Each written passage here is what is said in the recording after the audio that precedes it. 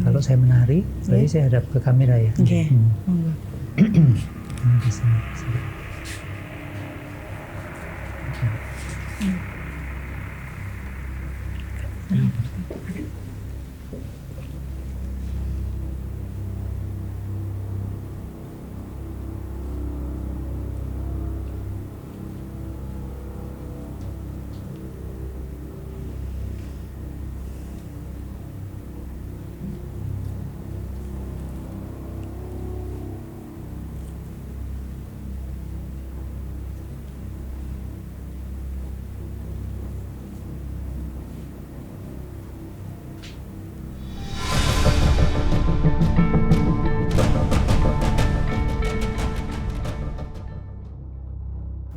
Halo Sobat Javanika, kembali lagi di episode terbaru obrolan santai. Om Hao, hari ini kita sowan ke tempat seniman kawakan Indonesia nih Om. Dunia ini global. Iya, saat mendunia dan ini kalau dilihat di belakang kita ya Om, ini adalah beberapa koleksi dari beliau. Dan ini mungkin Om Hao dari tadi sudah merasakan. Ada yang kayak gitu. Karena mereka konon meminta untuk dikisahkan juga. Dan ribuan ini satu-satu jadi buku, jadi film panjang banget. Dari berbagai negara juga soalnya. Iya.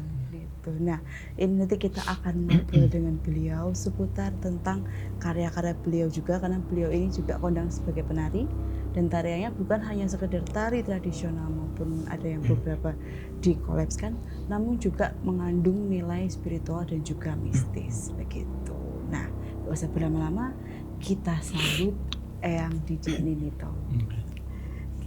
Selamat siang, Eyang. Terima kasih, selamat siang. Ya, terima kasih kami sudah diperbolehkan untuk berkunjung kemari. Sama-sama, saya juga tersanjung diambil Om Hao sama Mbak Noven ya. Ya. Mau berkunjung ke Omah Koleksi. Ini saya kasih nama Omah Koleksi. Sebenarnya kalau mau disebut museum saya merasa belum layak ya, karena kan museum itu punya aturan-aturan yang tertentu. Ini kan intinya cuma koleksi saya pajang semampu saya, jadinya ya begini. Ini tapi cukup menakjubkan ya Om, karena walaupun yang menyebutnya rumah koleksi tapi kita merasanya sedang berada di museum. Galeri museum. Galeri museum. Karena saking lengkapnya ya. Nah Eyang, kalau terkait dunia tari ya Eyang, kan juga Eyang tariannya sendiri juga ada unsur mistisnya nih. Kalau Eyang sendiri awalnya bisa tertarik untuk terjun ke dunia seni tari itu gimana sih? Dan apakah mungkin langsung tertariknya atau pas belajar pertama kali itu langsung yang tarian dengan unsur mistis sendiri? Sebenarnya yang mengatakan unsur mistis itu kan orang lain ya, saya sendiri kan nggak merasa saya terus mencari atau menjurus ke arah yang mistis, itu sebenarnya enggak. Tapi kok tiba-tiba ya nggak tahu, tiba-tiba kok larinya ke sana. Mungkin malah Om Hao bisa menceritakan kenapa gitu. Karena awalnya itu kan hobi saya. Waktu kecil saya sering diajak orang tua, nenek, simbah, kakek untuk nonton pertunjukan tradisional. Seperti ada ketoprak, wayang wong, ada ludruk, ada wayang kulit ya. Nah itu dari menonton itu kemudian muncul keinginan. Karena saya memang dari kecil feminin, seneng yang nari-nari gitu kan, ya nari ngawur gitu. Akhirnya terus sempat pengen belajar yang tarian yang serius. Ya setahu saya yang serius di kota kecil Temanggung ya itu kan juga artisnya beda kalau di kota besar seperti di Jogja kan ya seadanya lah gitu. Itu kemudian saya mulai belajar dari situ. Kemudian saya tuh senang gambar. Cuman waktu cita-citanya kuliah di Asri Seni Rupa, nggak punya biaya kan, orang tua saya kan nggak mampu, akhirnya saya kerja 1 tahun. Karena saya sudah bisa menari, saya diperbantukan atau diminta untuk mengajar menari oleh si tari. Nah dari itu kemudian sering dapat honorarium. Zaman itu kan menerima honorarium itu rasanya malu gitu kan.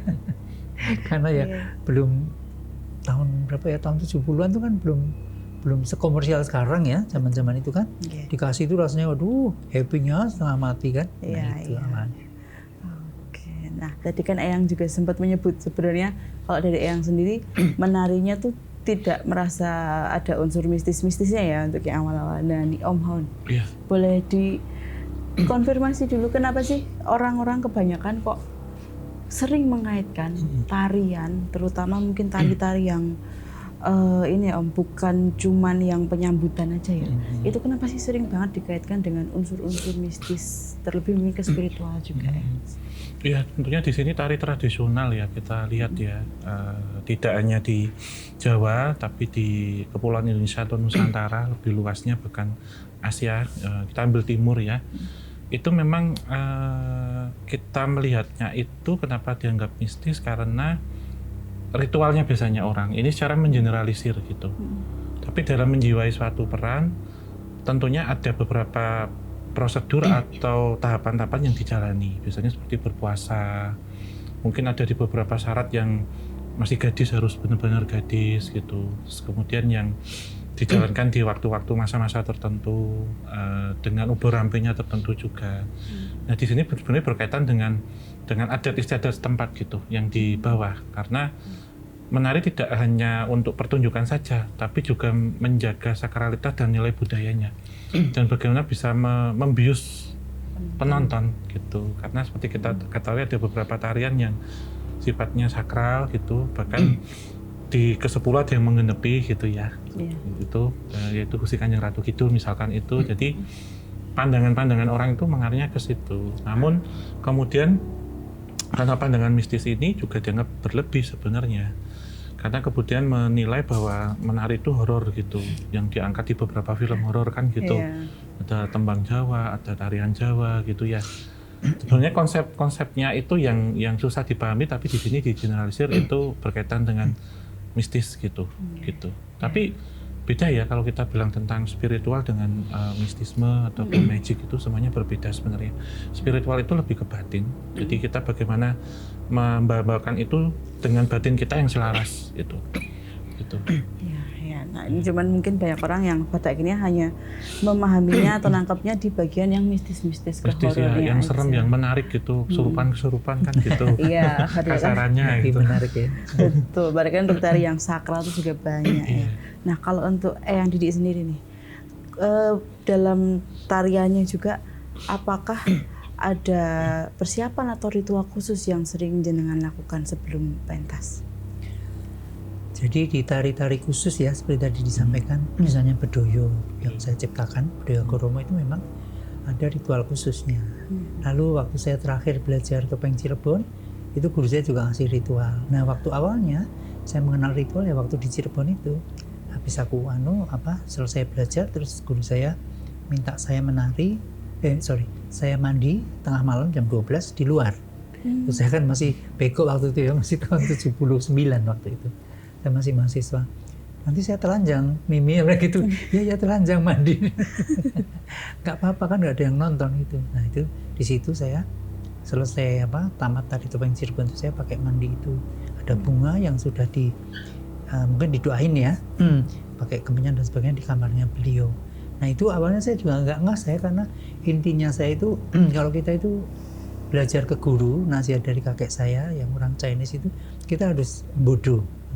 Konsep bodoh itu sebenarnya kan maksudnya sangat dalam ya. Karena kita bodoh itu rendah hati, kemudian ngosong kan.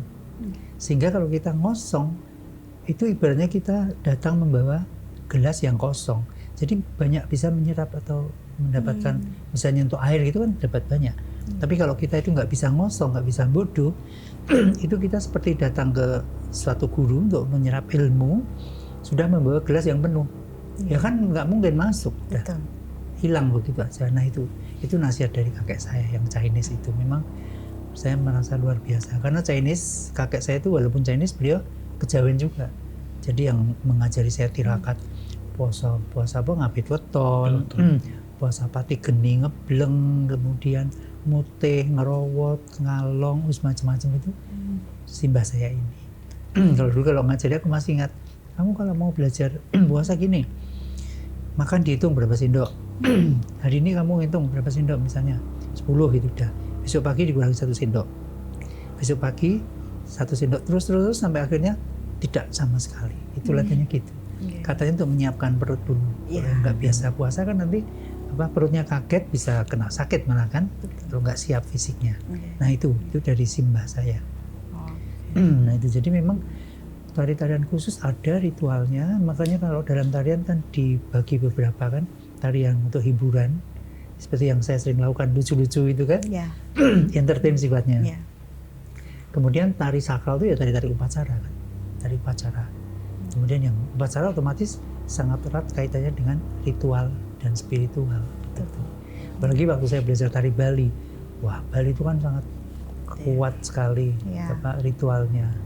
Sebenarnya di daerah di Indonesia ini, saya baik di Banyuwangi, waktu itu saya sempat juga mandi di Sumur Sri Tanjung ya, Banyuwangi gitu-gitu. Itu tujuan saya itu bukan supaya jadi saya kan kadang ada memang seniman yang ke tempat ritual upacara kemudian punya permintaan supaya menjadi terkenal, Betul. supaya rezekinya lancar, supaya laris gitu-gitu, Iya. supaya menjadi pejabat. Itu memang ada yang begitu. Nah saya puji Tuhan karena saya Kristen ya, saya jauh dari itu. Karena saya bisa keliling kemana-mana kan setelah saya punya duit. Karena di tahun 79 itu saya sudah punya penghasilan dari ngamen kan, dari nari-nari yang komedi itu. Itu kan belum menjamah sama sekali yang istilahnya belum paham apa itu tari spiritual, tari ritual, itu kan belum paham. Jadi itu kan prosesnya itu kalau menurut saya berjalan alami. Saya tidak mencari tapi kok tiba-tiba kok ke sana arahnya. Itu saya nggak tahu juga. Gitu. Mungkin Rumpo bisa jelaskan. Lebih seperti kepanggilan juga ya Om. Iya. Jadi sebenarnya saya pribadi dengan yang Didi hampir sama ya. Saya ke tempat angker mana juga nggak pernah ada yang ngarahin, tiba-tiba ke situ bersama teman-teman gitu. Misal pergi kemana. Jadi memang pasti ada garis leluhur yang ada garis leluhur panjang atau berkaitan dengan ya kita sebutnya past life lah. Tapi kepercayaan kita nggak ada ya. Ada di sebelumnya Kalau gitu. saya percaya. Saya juga percaya Saya sebenarnya. Karena gini, saya walaupun seorang Kristen, karena saya belajar kejawen dan saya sudah ke Jepang, saya juga ritual di kelenteng Shinto secara Jepang, di Cina apalagi kelenteng Cina karena leluhur saya Cina, di India ke kelenteng India, di Gwangju, saya pernah di Korea, saya tinggal 1 minggu bersama Buddhis di sana, orang-orang Buddhis, jadi hidup seperti pendeta gitu, makannya juga vegetarian, terus cuma meditasi, makan, tidur, terus mendengarkan seperti khotbah ya kalau ini gitu. Pernah saya ngalami itu juga. Tapi itu ya itu berjalan gitu aja. Kadang-kadang nggak direncanakan. Alami. Jadi seperti saya sebagai seorang Kristen atau kalau orang Katolik itu kan saya juga dekat sama romo-romo kan, pasti punya mimpi bisa ke Vatikan. Saya tuh nggak pernah punya mimpi karena saya nggak mungkin punya duit ke sana kan. Tapi alamnya itu memang mengatur ke sana, Mas. Pada waktu 2003 saya pertunjukan disponsori oleh Jepang, itu female impersonator di Asian Dance and Theater. Jadi artisnya 4 yang dipilih. Dari Jepang guru saya, semuanya cross gender. Kalau di Jepang disebut onagata, yang laki-laki menari perempuan. Dari Cina itu Zhao Zikang, itu seorang aktor yang terkenal di sana sebagai cross gender juga. Dari India itu Gopal Prasad Dubey, itu baru aja meninggal. Dari Indonesia saya. Nah itu disponsori Jepang keliling ke 5 negara. Salah satunya Italia. Nah waktu di Roma itu nggak tahu apa sebabnya tiba-tiba kan kalau Jepang buat schedule kan padat kan, nggak ada waktu untuk main-main kan. Untuk sightseeing itu nggak ada. Pertunjukan datang, CR pertunjukan gitu terus. Tiba-tiba waktu di Roma ketua romonya bilang besok pagi kita free karena ada pemogokan buruh gitu loh. Buruh atau supir, aku kurang tahu buruh atau supir gitu. Jadi tidak ada kegiatan. Free lah, terus saya kan waduh kok mau kemana ya? Saya telepon ke kedutaan.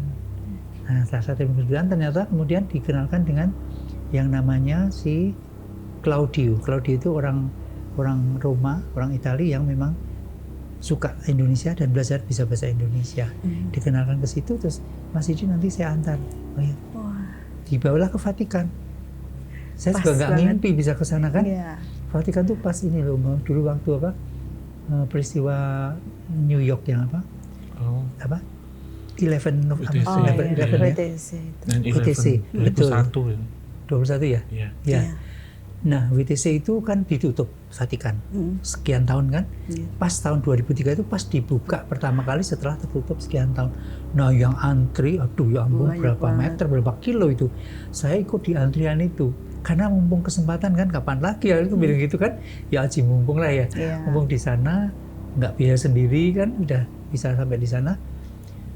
Kedinginan dalam hawa dingin, bayangkan ceklukan gitu, akhirnya bisa masuk Vatikan. Itu kan kadang-kadang sempat ke tempat-tempat suci ya, Vatikan, kemudian di Montserrat, gereja yang di atas bukit, di atas gunung batu itu, kemudian di banyak tempat itu kadang-kadang saya nggak ngerti kok itu seperti sudah diatur gitu. Itu jadi faktor kebetulan yang banyak terjadi. Kayak dimudahkan ya kalau memang sudah berarti apa, panggilan dan jodoh itu ya. Iya. Termasuk ini Ian, misal melakukan ritual-ritual itu, misal datang ke suatu tempat kayak tadi di Banyuwangi atau kemana itu, yang dirasakan juga sama, undangan atau panggilan seperti itu. Iya, seperti kok akhirnya kok di Waksan Desa itu isinya tuh kalau kita ngosong atau emptiness itu kan ya manut aja lah mau dibawa kemana kan gitu kan. Iya. Jadi tiba-tiba ngalir. Hmm. Waktu di Mojokerto itu kan gitu. Saya diundang menari di Kediri di Kelenteng. Di Mojokerto di Kelenteng. Kelenteng Mojokerto. Habis nari bla bla bla gitu. Selesai sekitar jam 11 itu didatangi ada 5 atau 7 orang ya pakai hitam-hitam gitu. Orang-orang apa? Penghayat. Ya. Penghayat kepercayaan. Kepercayaan kan udah tahu saya di TV. Kalau Mas Didi lah, monggo Mas Didi kalau dari agen nih badhe nopo ziarah dia bilang gitu. Datang pundi? Datang situs Majapahit Trowulan gitu lah gitu. Saya terus langsung iya aja. Kan ayo mumpung kesempatan di sini udah iya gitu aja langsung. Terus diajak ke makamnya Gajah Mada ini itu Raden Wijaya dan sebagainya, Putri Cempo ya. Sampai ke terakhir itu Candi Bajang Ratu. Itu kan Candi Brau, candi semuanya di situ. Keliling jam 3 pagi sampai Candi Bajang Ratu. Iya.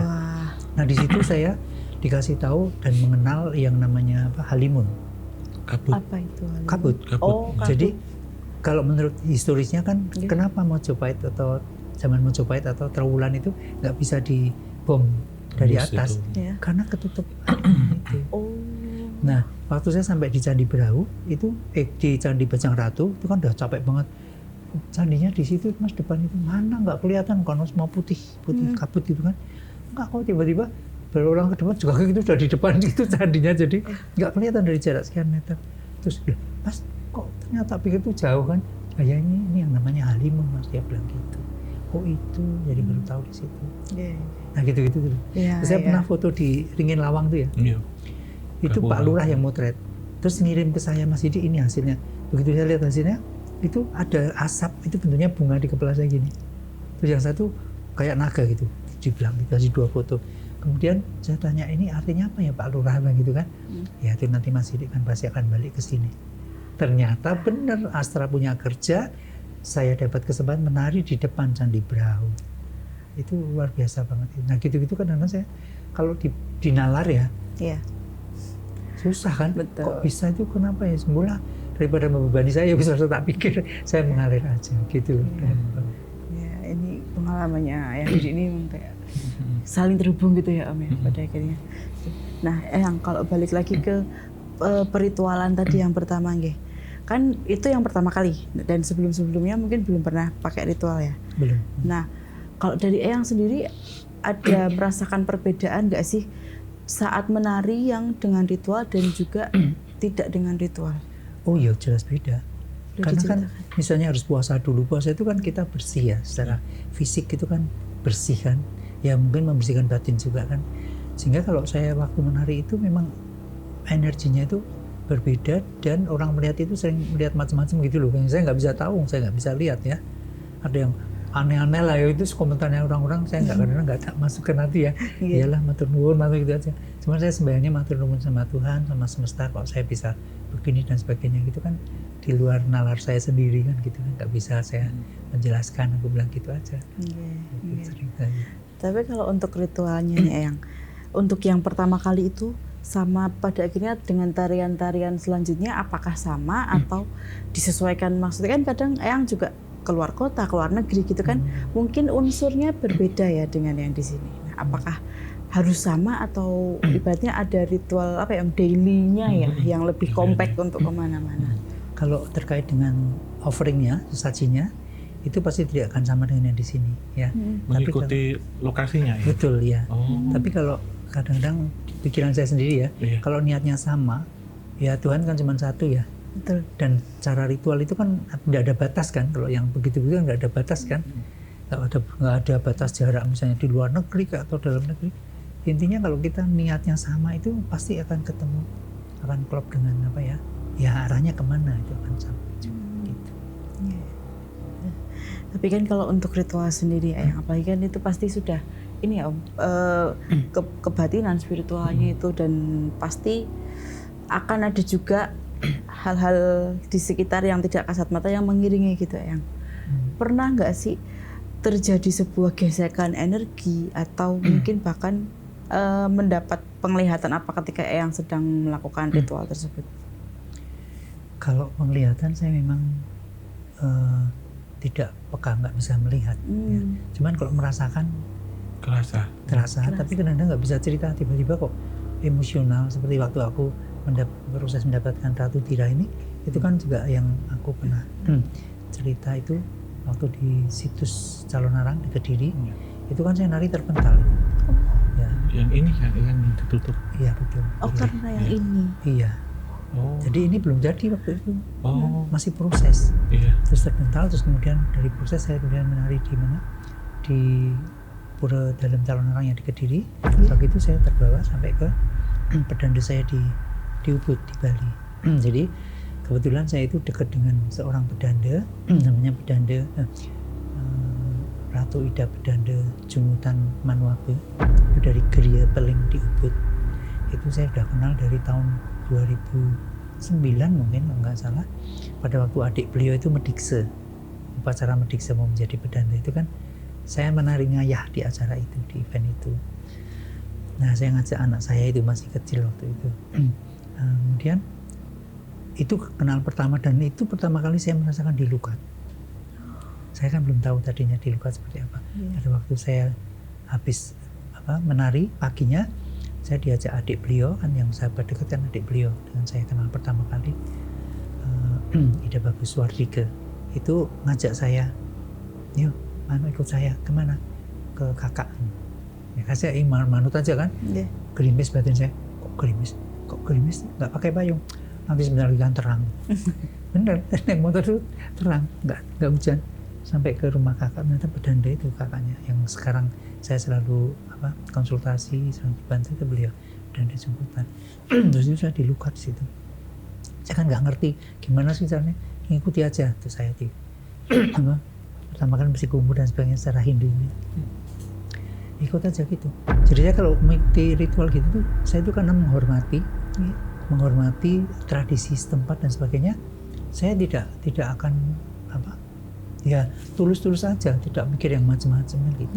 Ya kadang-kadang saya dalam hati sembahyang aja, minta izin kan, Tuhan saya mau melukat secara Hindu gitu. Nah, itu aja cukup, Tuhan ya ngerti Tuhan. Ngomong gitu aja sudah paham ya. Dan kita melukat itu kan tidak menduakan Tuhan kan, kalau misalnya tapi kita menghargai tradisi yang ada itu. Mereka itu juga Sang Hyang Widi itu kan juga Tuhan kan sebenarnya. Sami mawon ming carane beda kan gitu. Di padusan ya yang ya. Kalau di Jawa kan padusan. Iya, hampir sama sebenarnya. Iya, betul. Oke. Nah ini tertarik untuk membahas yang di belakang, boleh nggak sih Eyang kita membahas yang di belakang ini? Kalau dari Om Honi, sejak tadi kita datang sampai sekarang, ketika boleh aku sebut sosok nggak? Boleh. Sosok ini sempat kita sebut ini tadi ya. Energinya gimana Om? Sebenarnya ini beraneka ragam yang ada di sini. Setiap benda, baik itu kostum ataupun topeng, itu memiliki satu karakter. Jadi nampak bukan benda mati tapi benda hidup semua, yang gitu bersaut-sautan, berbicara gitu ya, memberikan satu banyak informasi, tetapi tentu kita tidak bisa semuanya, saya bilang gitu, kan bisa meledak nanti kalau semuanya ini. Ada beberapa yang memang menarik ya, terutama yang di belakang, yang dari Kalimantan, dan ini saya sebenarnya yang berdiri di sini. Tapi memang yang di tengah, yang tertutup itu ibarat kata ada satu hal yang dipaksakan untuk mengisi di situ. Satu entitas yang sebenarnya rumahnya ini kesempitan kalau bilang saya butuh satu tempat yang lebih besar. Gitu. Sosoknya putri perempuan. Dari masa kerajaan Kadiri atau Calon Arang. Mungkin secara desain atau looknya memang Bali, tetapi secara spiritnya itu Jawa kuno yang mengisi di situ. Jadi menyerupai Rangda atau Leak gitu. Tapi dalam artian beliau yang ada di situ memang satu sosok yang pernah hidup di masa lampau, yang masuk dalam pengiwa lah gitu kalau disebutnya gitu. Jadi memang dalam membuka itu akan memerlukan satu prosesi ritual dan penyerapan energi secara manusia itu, karena kita ada bioelektromagnetik itu yang kan ditarik itu bisa bikin lemas cepat gitu, bikin pandangan kabur gitu. Jadi buat kita kayak kita nggak makan seharian kalau melihat beliau gitu secara umum, karena memang dalam prosesi ritualnya masih separuh, belum ada penguncian di situ gitu. Untuk memenuhinya sendiri atau untuk memenuhi penguncian itu tadi, apakah mungkin harus dari Eyang juga, karena kan ibaratnya sudah bertempat tinggal di sini atau bagaimana? Iya, tentunya kan semua yang ada di sini itu kan jodoh dengan Eyang sebenarnya. Jodoh, sudah dijodohkan, itu sudah berjodoh. Tapi yang bisa meritualkan tentu orang yang tahu passwordnya lah kalau kita sebut. Nah, misal orang lain tuh harus nge-hacker, harus ngambil passwordnya dulu. Kalau nggak gitu nggak bisa cocok nanti. Gitu. Kalau boleh saya sampaikan sebenarnya gini sih, yang itu kan ngadepnya ke sana ya. Tapi kalau kita sebut spiritualnya itu menghadapnya kebalik. Jadi kayak dui muka. Jadi ini menghadap sini tapi muka aslinya menghadapnya ke sini. Gitu. Yang diisikan harusnya kan diputar dia selaras, sinkronisasi lah gitu modelnya. Kalau saya boleh cerita. Iya boleh, monggo ya.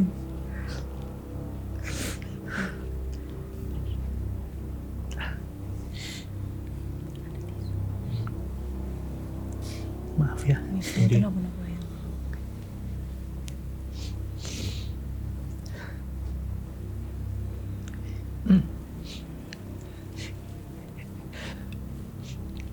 Om harus lihat belakangnya. Belakangnya itu topeng beliau yang cantik. Jadi saya mewujudkan bahwa beliau itu cantik. Itu kalau mau dilihat boleh kok. Nanti aja ya. Nanti ya. Jadi saya membuat ini memang dui muka. Jadi yang belakang itu cantiknya beliau. Kemudian yang depan itu amarahnya beliau. Ya orang tuh kadang-kadang kan melihat kan cuma jeleknya aja. Mereka nggak mau tahu kenapa kok keluar amarahnya itu. Kan semua ada sebab akibat. Nah, kalau menurut beberapa orang-orang yang pernah ngasih tahu ke saya, memang saya itu seperti mendapat tugas untuk menceritakan di sisi baiknya. Kan semua orang nggak ada tuh yang jelek terus. Pasti ada sisi baiknya. Tapi selama ini kan beliau kan cuma orang umum itu melihat sisi jeleknya aja gitu. Padahal kan, nah itu memang waktu saya pertama kali yang ritual di situsnya itu kan saya menari pakai topeng cantik, karena dalam benak saya itu terpanggil untuk menunjukkan sosok cantiknya beliau, karena di mitosnya itu kan anaknya putri namanya Retna Manggali itu kan cantik banget, tapi kan nggak laku karena takut ibunya itu seorang penyihir. Makanya saya membuat ini dui muka. Yang belakang yang cantik, yang depan yang rangdenya itu. Jadi kalau menari saya dari belakang dulu. Yang cantik dulu, saya mengekspresi cantik, kemudian pada waktu dalam titik tertentu beliau marah, saya baru membuka yang topeng rangdenya pakai ini, balik yang itu, yang rangdenya itu. Begitu sebenarnya. Nanti kalau mau lihat bisa topeng cantiknya di belakang itu yang Jawa. Kan ini kan kaitan Jawa Bali kan seperti yang disampaikan. Oh itu benar. Karena emang aslinya dari Kediri. Dira itu kan di Kediri. Ya. Sekarang namanya Gurah ya. Gurah. Nah itu kan Kediri Jawa yang karena memang terkait dengan Bali itu. Memang ilmu beliau kan pemuja Durga kan. Tapi kan orang yang dilihat mesti jeleknya aja. Makanya sekarang seperti orang senangnya yang horor, yang mistisnya aja. Kan ada baiknya juga kan sebenarnya yang nggak disentuh. Seperti misalnya Nini Towong. Nini Towong itu kan orang nggak pernah mau riset secara benar. Zaman dulu Nini Towong itu untuk mencari barang hilang, membuat Nini Towong. Untuk mencari obat-obatan, untuk membuat Nini Towong. Tapi kan kalau kita lihat filmnya kan nggak ada yang menceritakan itu. Ya, jadi kalau kita riset yang benar itu pasti keseimbangan kan. Sisi baik dan buruk itu pasti ada lah. Nah itu yang saya alami. Berarti memang sebenarnya segalanya memang ada keseimbangannya, baik dan buruknya. Eyang sendiri sudah melakukan salah satu cara untuk maksudnya menyampaikan juga sisi baik yang jarang orang lihat dan orang ketahui melalui tarian beliau. Tapi kalau untuk secara keseluruhan energi ya Om ya, yang paling kuat apakah juga memang di yang layak ini atau masih banyak. masih banyak? Di ini kan ibarat kata zona 2, di zona 4 tuh banyak. Tapi saya sebelum diizinkan sama yang sendiri untuk ke sana, saya nggak berani. Jadi ada unggah-ungguh ke sana. Walaupun sudah nampak, tapi saya nggak boleh yang untuk bercerita. Gitu. Itu hanya dibolehkan di maksimal di sini. Tapi dari beliau sendiri yang tadi itu memang sama, jadi perempuan sama, jadi seperti mirroring gitu. Yang di sini perempuan cantik berkulit putih langsat, nggak kuning langsat tapi putih langsat.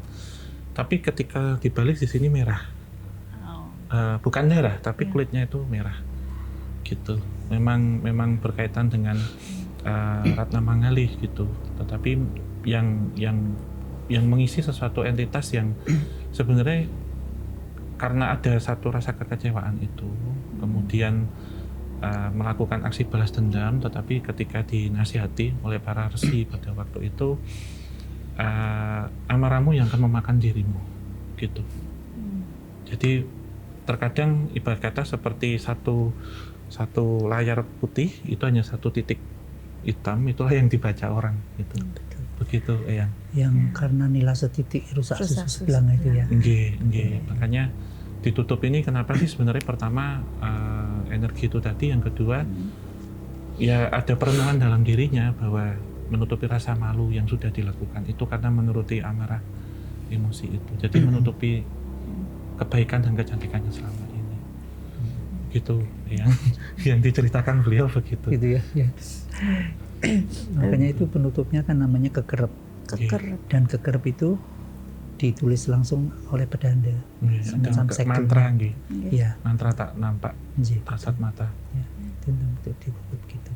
Emang harus selalu ditutup itu ya. Kalau tertentu ada yang mau melihat silakan. Memang saya mesti izin pakai dupa dulu kan.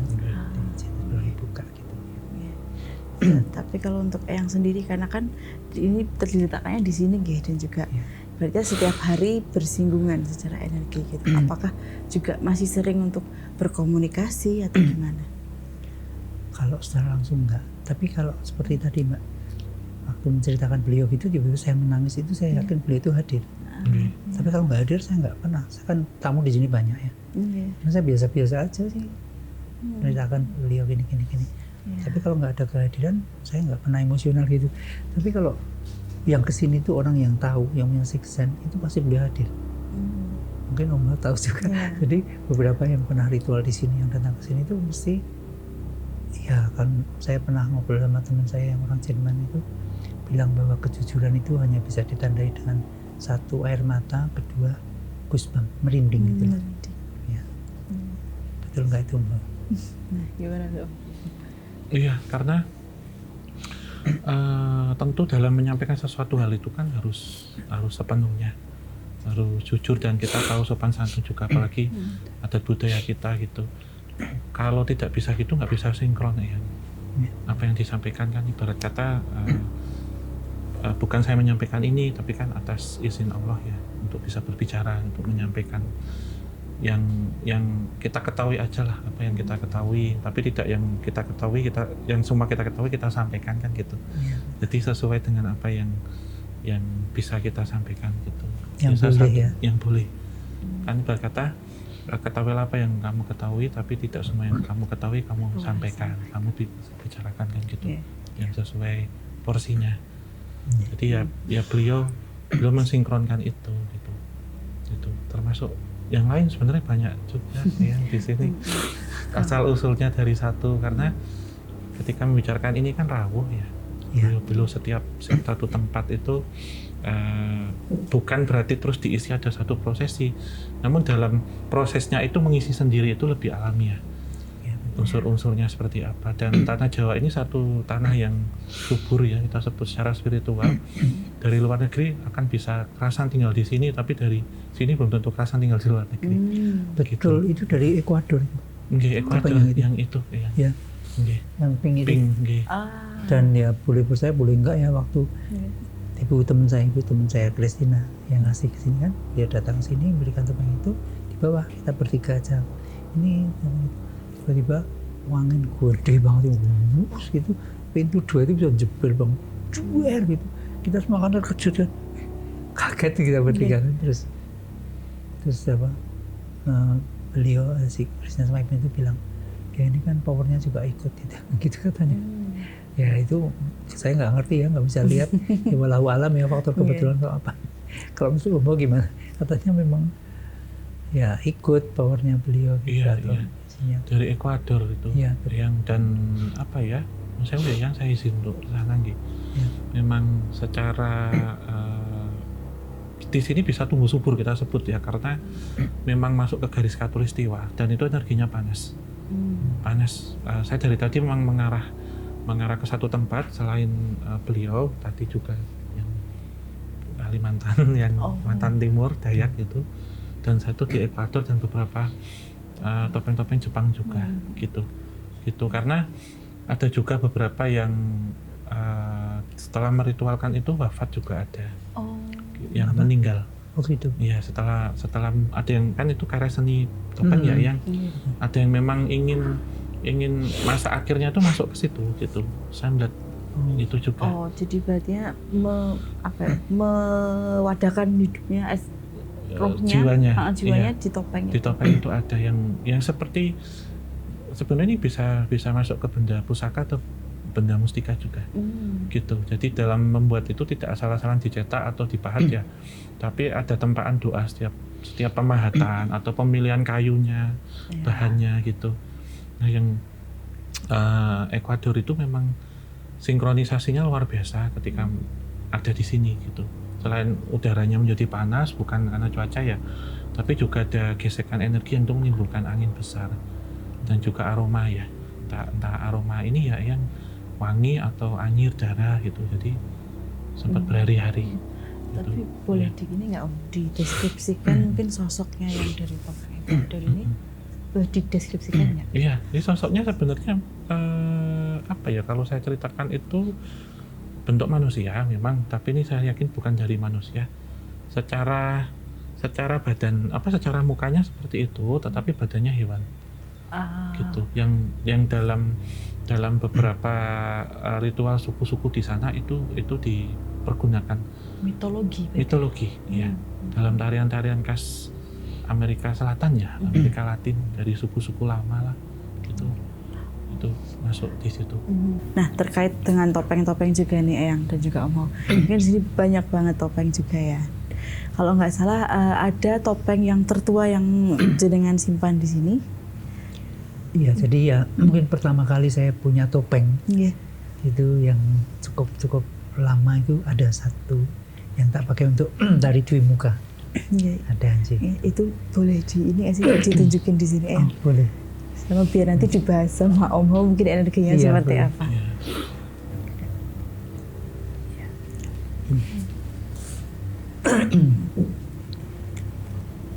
Ini topeng Luh Manik Bali ya.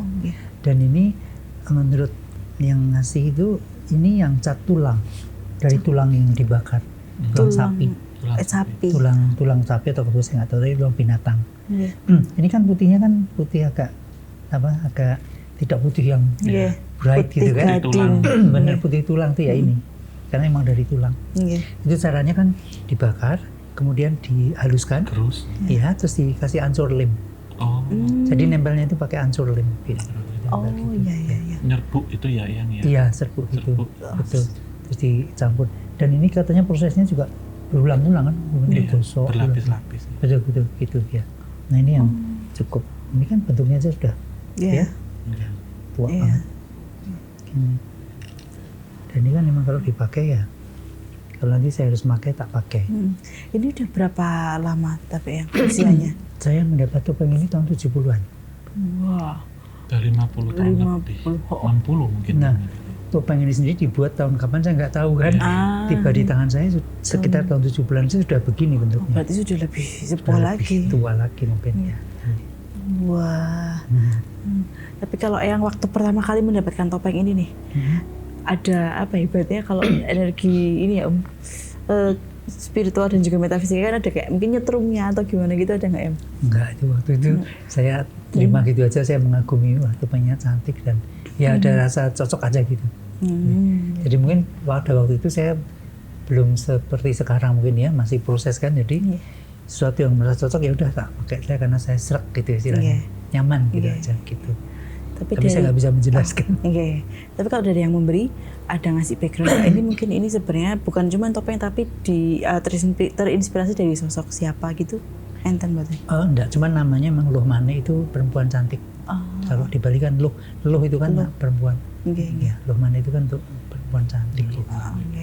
Oke. Nah, Om Hao, kalau dari pengamatan Om Hao dari topeng Luh Mane ini sendiri, untuk sekarang ini energinya seperti apa sih? Iya, sebenarnya kalau untuk energinya ini positif sebenarnya. Iya, netral ya, positif dan memang memancarkan satu aura ketenangan gitu. Tapi sedikit menggoda memang. Gitu. Ada sedikit menggoda, menawan, ingin menjadi pusat pandangan gitu ya. Nah, ini sebenarnya kalau yang tadi memang satu sosok dalam satu patung, kalau ini memang ada dua sosok. Dalam satu topeng. Kalau kita lihat yang beliau tadi, itu satu individu, satu pribadi, tapi dua penampakan, dua muka, presentasi dua sisi. Tapi kalau ini dua muka, tapi dua pribadi. Berbeda, dan itu digabungkan jadi satu. Gitu. Dari dua budaya yang berbeda, tapi masih satu aliran. Gitu. Ya. Kalau ini dilihat barang bendanya, ini perpaduan tekes topeng Cirebon dengan Bali. Iya. Dan ini tekes ini saya dapat dari guru saya dulu tahun 79. Tekesnya sendiri. Oke. Ini tapi perpaduan memang ini ya, perpaduan ibaratnya perpaduannya juga ya. Jadi menurutku sebagai perempuan ini sangat melambangkan perempuan sih. Ada kehalusannya, tapi juga ada kalau sisi penggodanya tadi aku menangkapnya lebih ke energetiknya perempuan dan juga apa ya, kayak fierce ketangguhan perempuan sendiri gitu loh. Nggak cuma yang sisi halus-halusnya gitu. Nah, yang boleh nggak sih dipakai? Boleh nggak?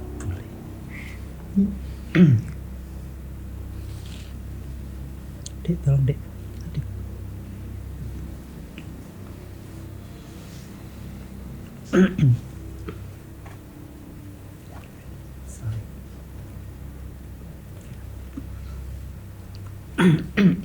Ini kan untuk belakang. Mukanya saya punya pakai makeup lucu. Jadi menggambarkan dualisme kan dalam diri manusia. Yang cantik dan yang tidak baik. Tidak baik ya.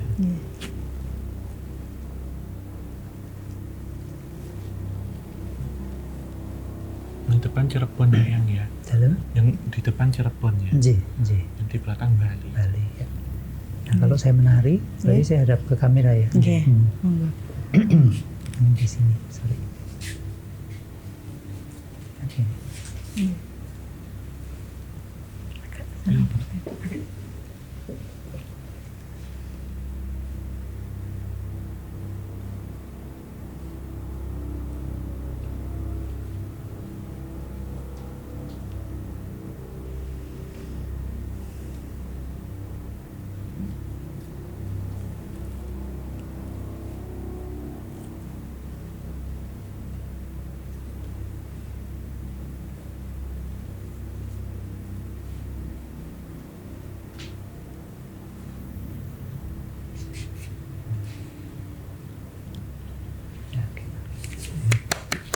Keren.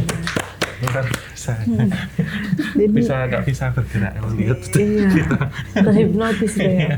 Dan bener-bener topengnya hidup gitu loh. Iya. Keren banget. Itu yang paling susah waktu saya harus konsentrasi menggerakkan yang belakang. Ya. Karena saya harus memindah feeling saya depan ke belakang kan. Iya, betul. Supaya nampak depan. Ya, jadi kayak ini adalah badan depan orang juga Iya, gitu betul. kan. Iya. Nah, Eyang, kalau untuk topeng-topengnya sendiri, Eyang, ketika mau pentas, itu apakah yang bisa memasang topeng itu hanya Eyang sendiri atau ada ibaratnya tim khususnya juga? Kalau rata-rata saya sendiri on stage. Tapi hanya satu topeng yang harus dipasangkan 2 orang. Iya. Kebetulan 2 orang itu namanya sama, nggak namanya sama-sama Aditya. Yang satu staf saya, yang satu anak saya. Iya. Nah, waktu proses ritualnya topeng itu, ya topeng rangde ini yang diberi nama oleh Bedanda Ardhanariswari. Ardhanariswari. Semacam yin yang begitu kan, itu kan yang cantik sama yang jelek kan gitu kan. Yang energi yang cantik sama energi yang marah itu kan. Jadi kan menjadi keseimbangan begitu. Nah, itu beliau berdua itu yang memang ikut di ritual, dilukat. Kemudian saya tanya Bedanda kan, nanti yang boleh memasang beliau ini berdua. Terus saya tanya kenapa satu begitu kan? Karena kan mereka sudah disinkronkan energinya supaya aman, ya. Yang cuma begitu aja Bedanda. Jadi dan ini juga jarang dipentasin, nggak berani, nggak kuat, berat sekali. Kan harus siap banget ya. Yang kemarin waktu acara 50 tahun saya berkarya itu juga adiknya Bedanda sendiri yang datang hadir menungguin beliau kan, jadi saya anggap dia sebagai kalau yang ngomong atau yang istilahnya adiknya Bedanda itu terhadap topeng ini sebagai istilahnya Mas, kalau penggembala bebek ya sing angon gitu ya pawangnya gitu sih. Jadi beliau datang khusus sesajinya 3 tampah. 3 tampah itu yang beliau yang ngasih tahu harus ada ini gitu kan, memang aturannya kan sesaji begitu ya. Dan waktu saya akan mendapatkan ini juga saya disupport, diberkati oleh Romo Katolik, Romo Abbas dari Rawa Seneng. Jadi Bedanda juga gitu, waktu saya tanya, kadang saya itu kepengen tahu aja ya, saya itu kan pelawak ya, itu kan dikenal komedian. Terus saya itu kan ya bukan orang yang baik lah, dalam arti kan masih banyak yang nggak bener kan gitu kan. Terus saya kalau ngomong juga jorok kan gitu kan.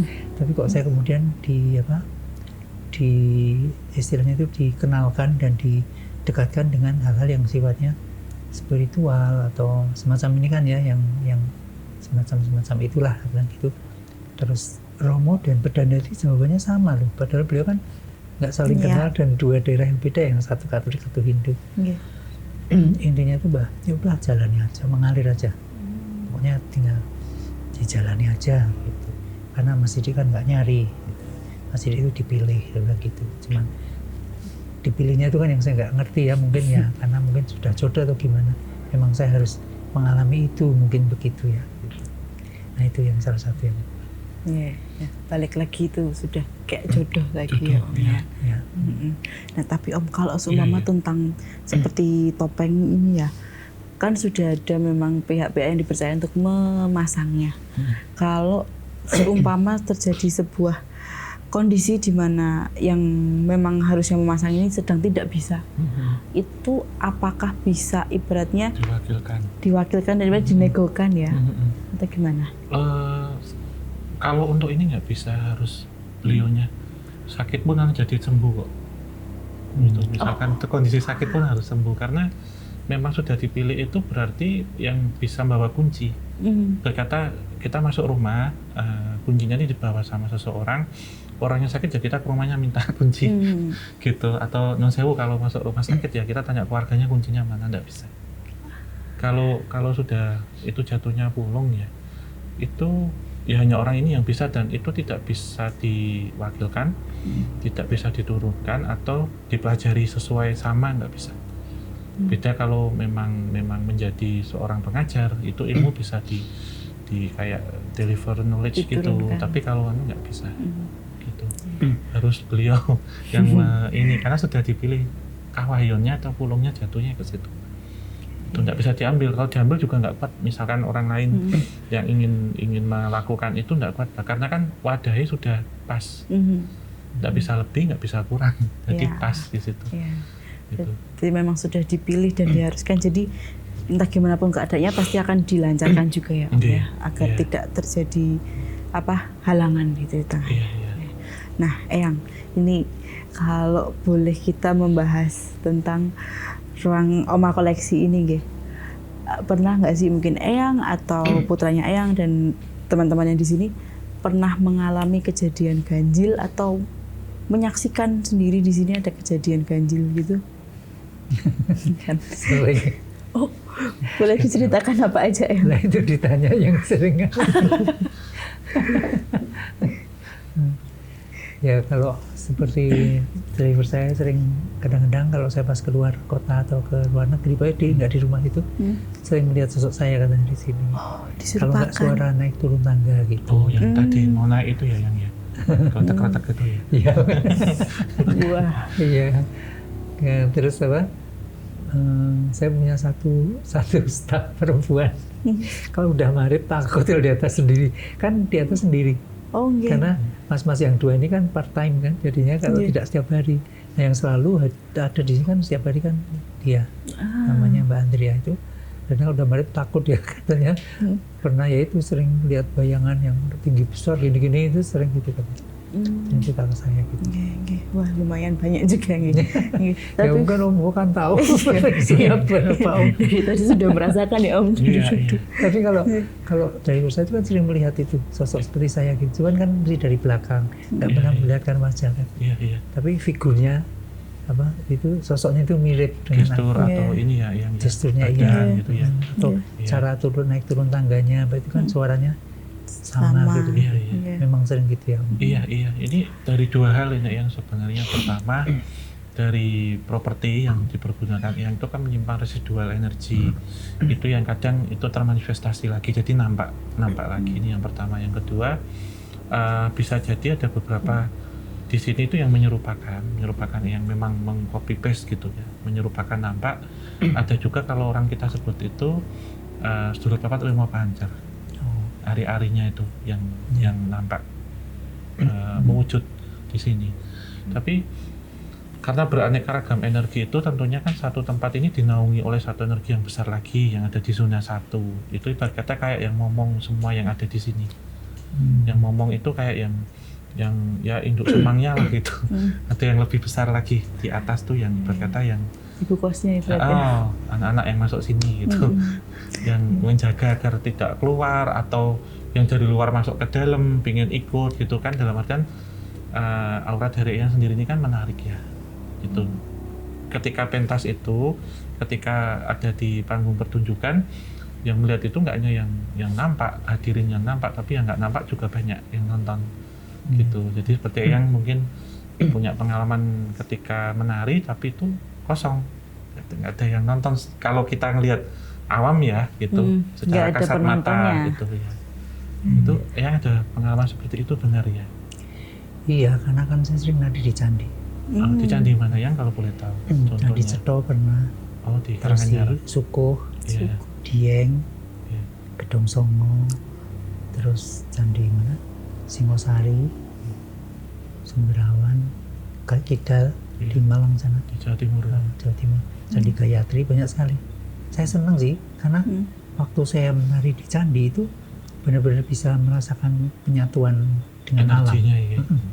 Kalau kita menari kan mesti mikir tuh, oh habis gini Harus harus gini. begini 1, 2, 3, 4 tuh harus gong, harus batak dulu kan gitu. Ya. Tapi kalau lagi di candi karena itu untuk, kalau menurut saya itu untuk persembahannya pada Tuhan ya. Yes. Seperti saya nari di Gua Maria itu kan kadang kan semaunya tubuh ini bergerak gitu.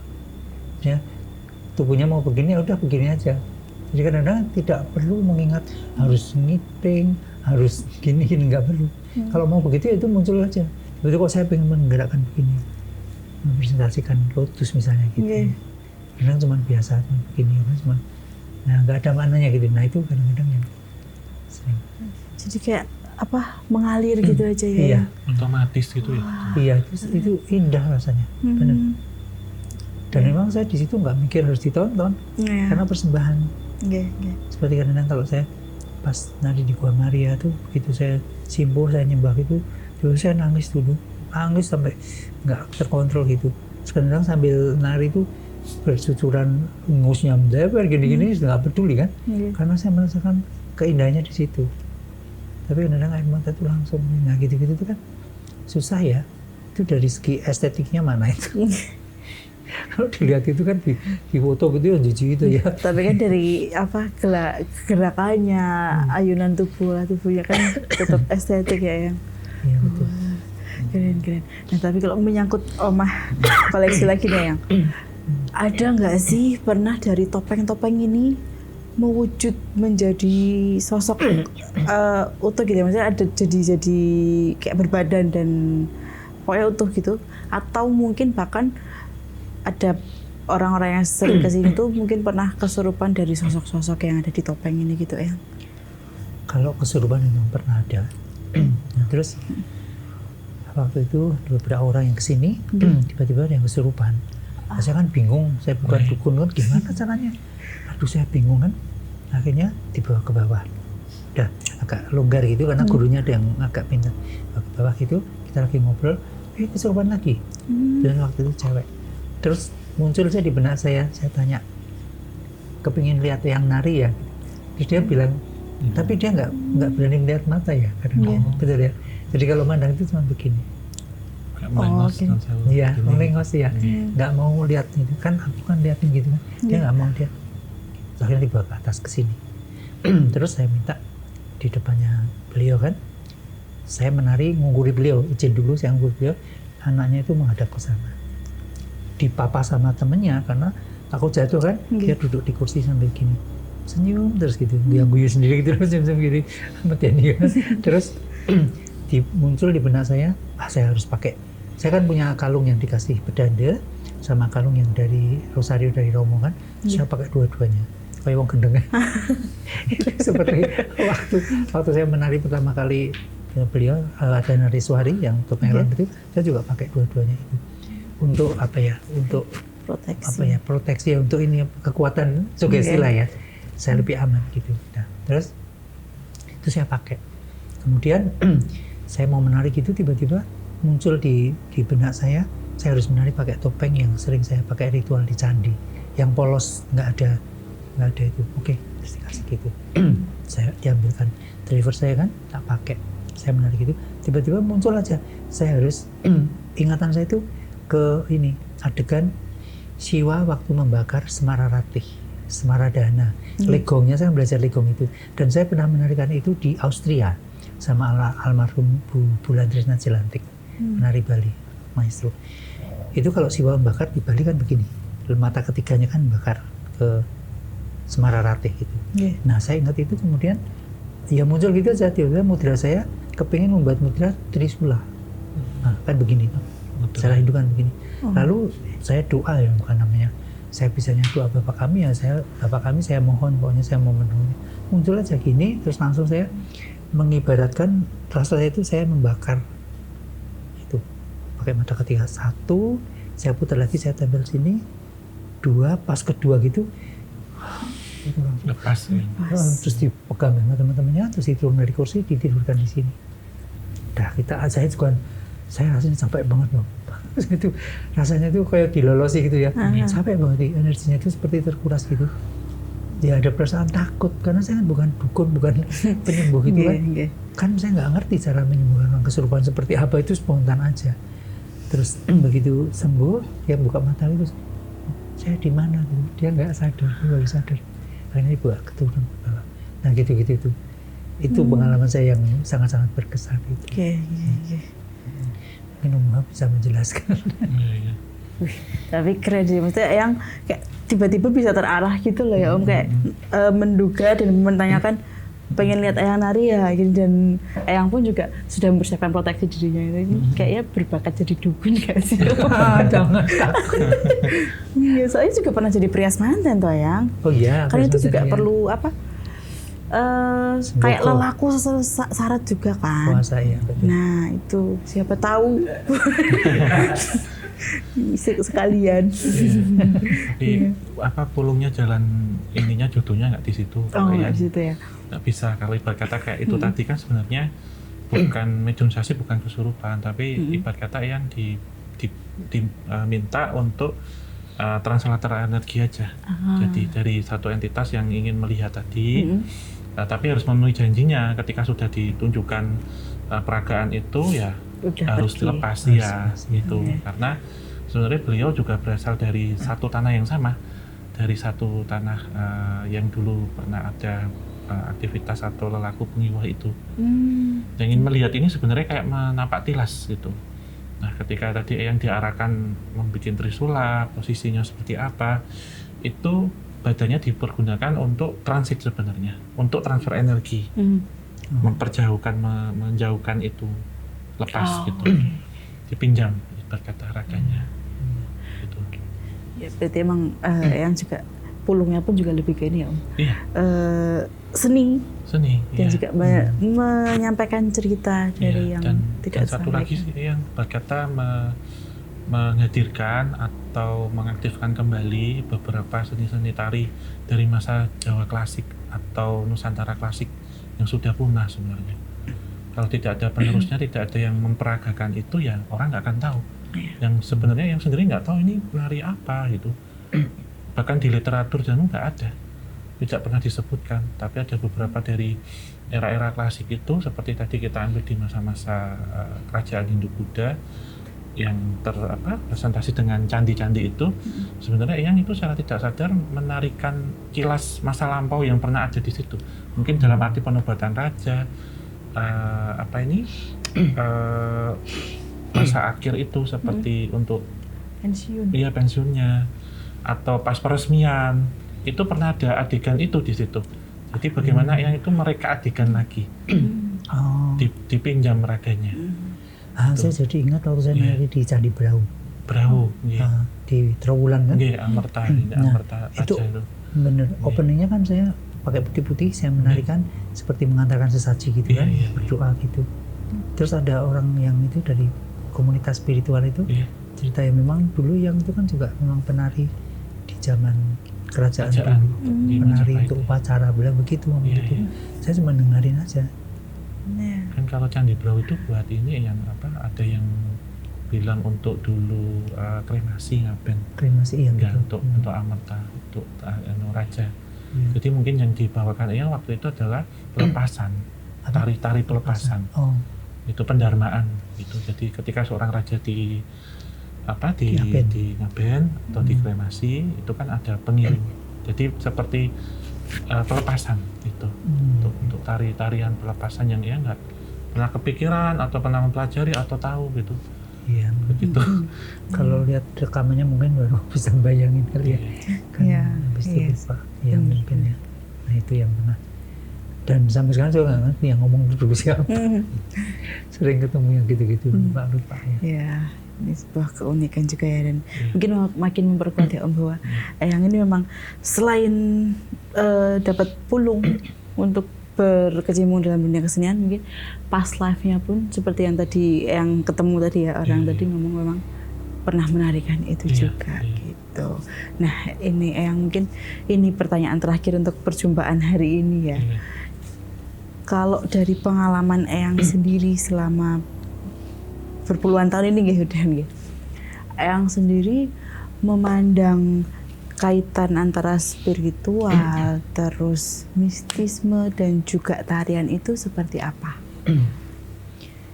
Kalau saya harus mendefinisikan memang tidak bisa, tapi saya hanya merasakan bahwa pada waktu saya bersih dengan puasa, itu saya bisa memohon lewat tarian. Dan itu mungkin yang tahu ya yang di atas sendiri ya, atau mungkin bahkan yang nggak terlihat itu yang mengerti maksudnya mungkin. Kalau kita yang masih punya darah daging itu ya orang tertentu aja yang dikasih bisa memahami begitu kan. Nah itu yang sering saya rasakan, cuman itu saya. Ya, berarti sekaligus sebagai sarana untuk memohon juga nih. Betul ya. offering ya. Nggih. Karena kebiasaan saya, kalau di Bali bahasanya kan ngayah ya, ngayah. Karena bisa saya nari ya, saya mewujudkan doanya lewat tarian dengan keindahan juga. Wah, aku bisa bilang Eyang Didi ini sangat keren dan memang keren. Jadi semoga juga kesenian yang juga Eyang Didi berikan ke masyarakat juga bisa sampai dengan baik dan juga bahkan ada generasi penerus juga ya. Amin. Cuman Amin. saya penasaran sebenarnya. Saya melihat Om Ho ini seperti ngerem sesuatu. Dia ini nahan-nahan gitu loh. Ada sesuatu yang mau diutarakan tapi ditahan atau gimana? Benar nggak sih Om? Atau nggak boleh atau gimana saya nggak ngerti. Kalau di sini nggak boleh nanti pas Off record aja mungkin. Ya, tadi udah sempat nyebut yang ring 1 ya Om. Ring 1. Mungkin off record aja. Iya boleh ya. Itu. Oke, kita akhiri ya Om ya. Eyang Didi terima kasih banyak sudah. Yang sehat-sehat selalu, Amin. sukses selalu. Amin. Nggih. Pangestunya buat kita yang muda-muda. Iya. Ya sama-sama saling mendoakan. Siap. Dan yang muda pun mendoakan yang tua. Siap. Iya. Nggih. Oke, nah Om Ho boleh disampaikan penutup sekalian? Iya, ucapan terima kasih untuk Sobat Javanika yang menyaksikan dari awal hingga akhir dan tetap dukung obrolan santai juga tim KTD dengan cara like, subscribe dan nyalakan lonceng serta share sebanyak mungkin dan tinggalkan kritik, masukan dan saran hanya di kolom komentar. Semoga menjadi pembelajaran buat kita semua, menjadi pengalaman yang baik buat kita semua karena kita bangsa yang besar yang memiliki budaya yang sangat luar biasa yang harus kita jaga dan kita lestarikan. Kita tutup akhir kata, wabillahi taufiq wal hidayah. Wassalamualaikum warahmatullahi wabarakatuh. Mugi tansah pinaringan rahayu sagung dumadi.